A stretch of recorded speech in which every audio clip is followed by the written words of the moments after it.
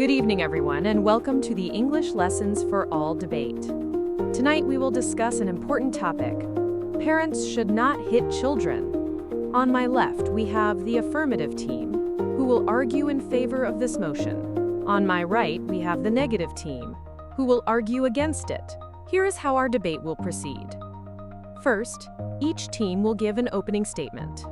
Then there will be a cross-examination where teams ask each other questions. After that, we will have rebuttals, where teams respond to arguments made by the other side. Finally, both teams will give their closing statements. We are ready to begin. Thank you, Moderator. Good evening, everyone. The affirmative team stands before you today to passionately advocate for the motion, "Parents should not hit children." This is not merely a statement of preference, but a fundamental declaration about human dignity, effective parenting, and the well-being of our future generations.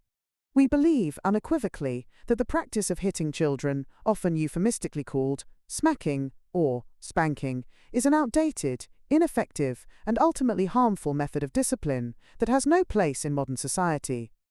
Our arguments tonight will demonstrate that physical punishment erodes trust, teaches violence, impedes healthy development, and is demonstrably less effective than positive, non-violent disciplinary approaches. We will show that there are numerous superior alternatives available to parents that foster respect, understanding, and genuine moral development, rather than simply instilling fear.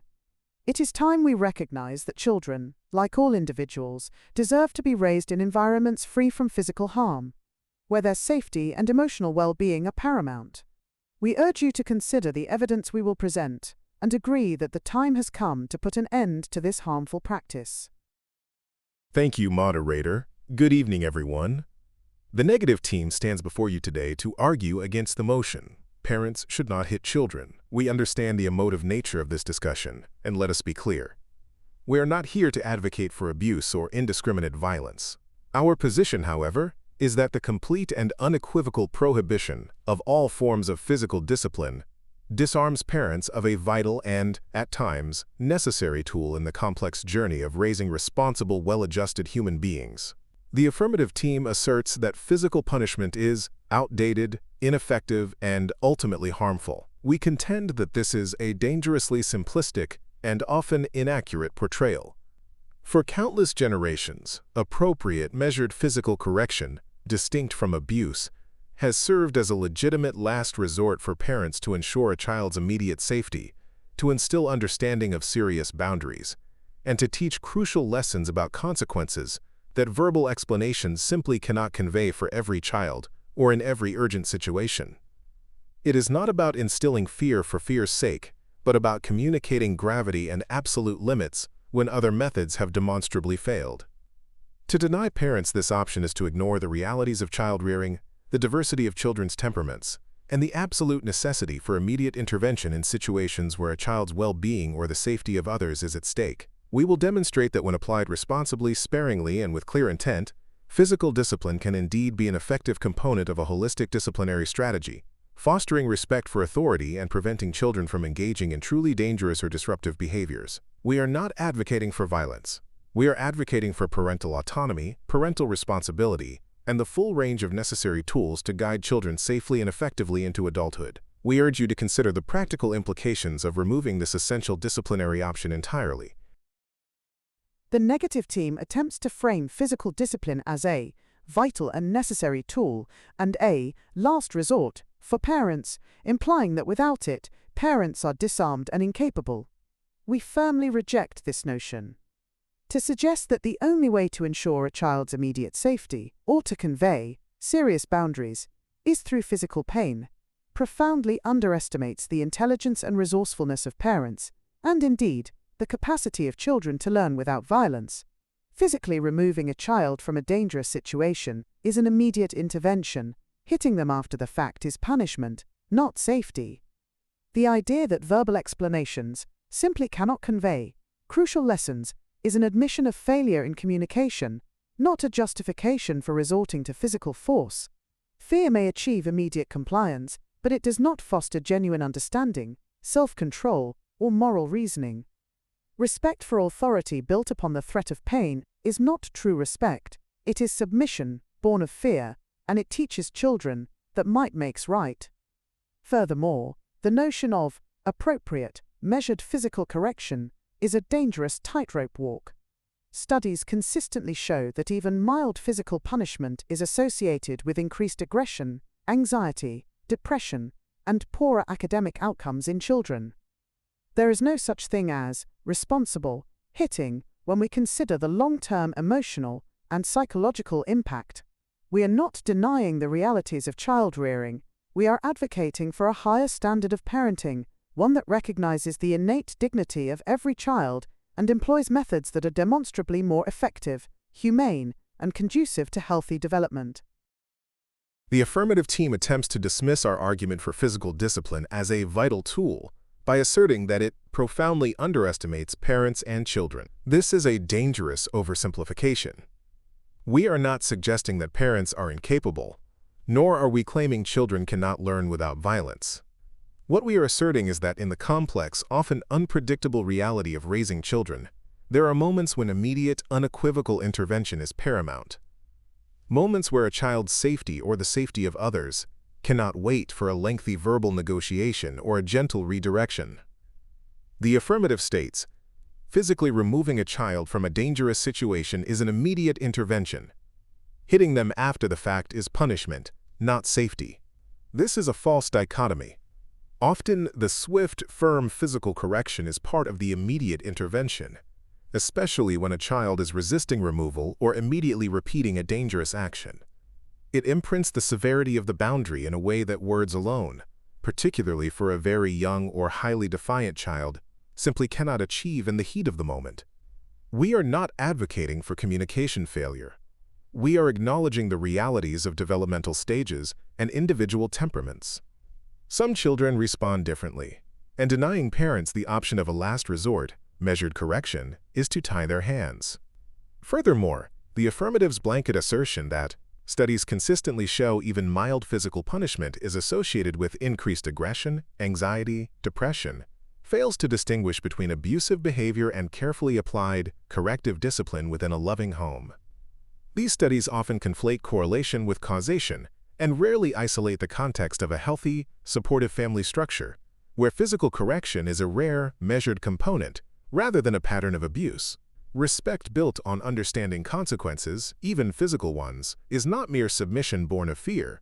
It is a vital part of learning self-control and societal boundaries. To advocate for a higher standard of parenting by stripping parents of a tool that, when used responsibly, can be genuinely effective, is not a higher standard. It is an unrealistic, idealistic one that ignores the practical challenges of parenthood. The negative team attempts to blur the lines between necessary physical intervention for safety and physical punishment, yet these are fundamentally distinct. Physically removing a child from a hot stove is an intervention to prevent immediate harm. Striking a child for touching the stove, even if swift or firm, is punishment, and it teaches them fear, not safety awareness in a constructive way. Our argument is not about disarming parents of the ability to ensure safety, but about disarming them of the habit of resorting to violence. There are countless non-violent methods to convey the gravity of a situation: a firm, serious tone, immediate natural consequences, redirection, time out, or the removal of privileges. These methods, unlike hitting, foster genuine understanding and self-regulation, rather than mere compliance driven by fear of pain. The affirmative team, once again, attempts to draw a rigid and impractical line between physical intervention for safety and physical punishment. We contend that in the dynamic and often chaotic reality of raising children, this distinction is frequently blurred and can be profoundly unhelpful. When a child repeatedly and intentionally puts themselves in immediate danger, say, running into a busy street after being verbally warned, a swift, firm physical correction, such as a tap on the bottom or a firm grab and shake to demand attention, is not simply punishment after the fact. It is an immediate, visceral reinforcement of an absolute boundary that words, in that moment of high adrenaline and defiance, may fail to convey. It imprints the gravity of the danger in a way that mere verbal cues or even physical removal alone sometimes cannot for every child. We are not advocating for teaching fear instead of constructive safety. Rather, we argue that for young children, or those with particular temperaments, An immediate, undeniable physical consequence helps to solidify the understanding of danger, forming a crucial foundation upon which more nuanced safety awareness can later be built. To dismiss this as simply instilling fear, not safety awareness in a constructive way, overlooks the practical function of immediate, strong consequences. Furthermore, the affirmative's list of countless nonviolent methods, affirm tone, natural consequences, redirection, timeout, while valuable, are not universally effective for every child in every urgent situation. To suggest they always foster genuine understanding and self-regulation, in the heat of the moment, when immediate compliance is paramount for safety, is an idealistic notion. Sometimes, the clearest, most immediate way to convey the absolute seriousness of a boundary, and thus foster true understanding of consequences, is through a measured physical correction, which is a far cry from the habit of violence the affirmative wrongly imputes to us. Thank you both teams. We have now completed the rebuttal phase of our debate. We will now move on to the closing statements, starting with the affirmative team. Thank you, Moderator. Ladies and gentlemen, throughout this debate, the affirmative team has presented a clear and unwavering case for the motion. Parents should not hit children. We have robustly demonstrated that physical punishment, regardless of its perceived mildness or intent, is an ineffective disciplinary tool that fundamentally undermines the healthy development of a child.